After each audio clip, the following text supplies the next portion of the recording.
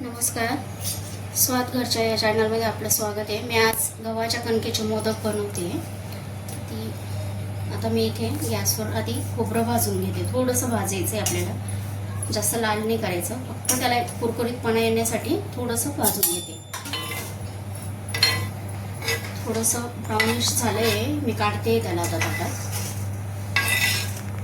थोडंसं कुरकुरीतपणा येण्यासाठी भाजलं मी त्याला, आणि चवीला पण छान लागतं ते असं. आता याच्यात मी तीळ टाकते, 2 चमचे तीळ पण भाजून घेऊ आपण. तीळ टाकल्याने चव छान लागते त्या सारणामध्ये, जे मोदकाचं सारण आपण बनवतोय ते. जर तुम्हाला टाकायचं नसेल तर ठीक आहे, ऑप्शनल आहे, तुम्ही ड्रायफ्रुट्स टाकू शकता तीळच्या ऐवजी याच्यात, पण मी सिंपल ठेवते म्हणून मी ड्रायफ्रूट ॲड नाही करते त्याच्यात.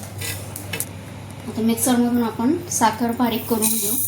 त्याच्यातच मी वेलची टाकते 4-5, आणि थोडंसं जायफळचा तुकडा टाकला. मी थोडंसं असं हाताने क्रश करून घेते.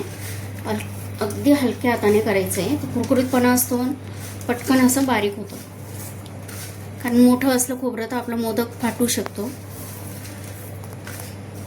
त्यासाठी थोडंसं फक्त त्याला असं चुरून घ्यायचं आहे खोबऱ्याला. त्याच्यात आता आपण ही बारीक केलेली साखर टाकूया. साखर, जायफळ आणि वेलचीचं मिश्रण आहे. इथे मी अर्धी वाटी खोबऱ्याची घेतली होती किस करून.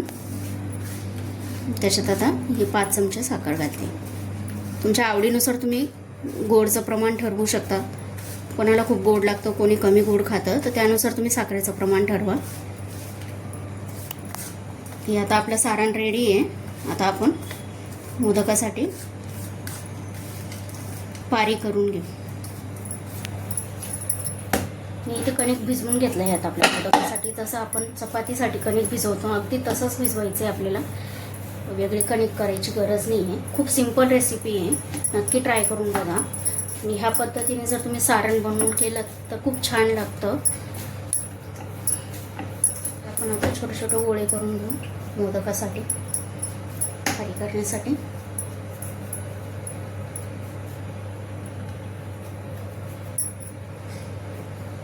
मोदकाची पारी करून मोदक भरू आपण. आता करायला खूप सिंपल आहे आणि खायला खूप छान लागतं ते.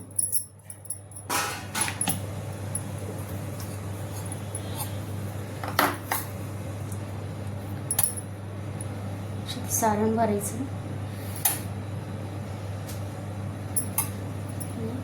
हे असं करायचं. खूप छान होतात, नक्की ट्राय करा. आणि झटपट होतात, अगदी 10 मिनिटात ही रेसिपी आपली बनवून तयार होते. या पद्धतीने आपण हे सगळे मोदक आता भरून घेऊ, मग नंतर त्याला तळायचं.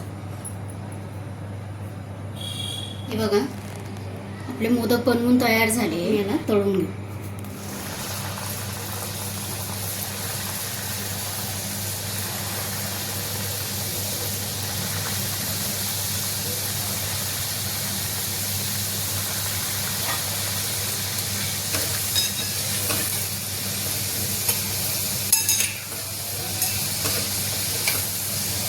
तर कमी गॅसवरच तळायचं.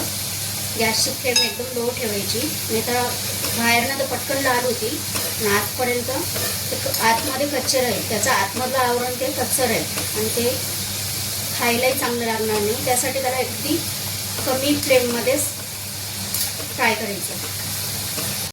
काही आपले मोदक तळून झाले, हे मी काढते आता प्लेटमध्ये. बाकीचे इतर मोदकही तळून घेऊ. व्हिडिओला लाईक करा, सबस्क्राईब करा. आणि आवडला व्हिडिओ तर व्हिडिओला नक्की शेअर करा तुमच्या फॅमिलीमध्ये, तुमच्या मित्रपरिवारामध्ये. बघा आपले मोदक तयार झाले. मी तुम्हाला पाहिजे तर एक फोडून दाखवते, म्हणजे आतमध्ये बी व्यवस्थित ते तळले गेले. व्हिडिओ आवडला असेल तर व्हिडिओला लाईक करा, सबस्क्राईब करा. धन्यवाद.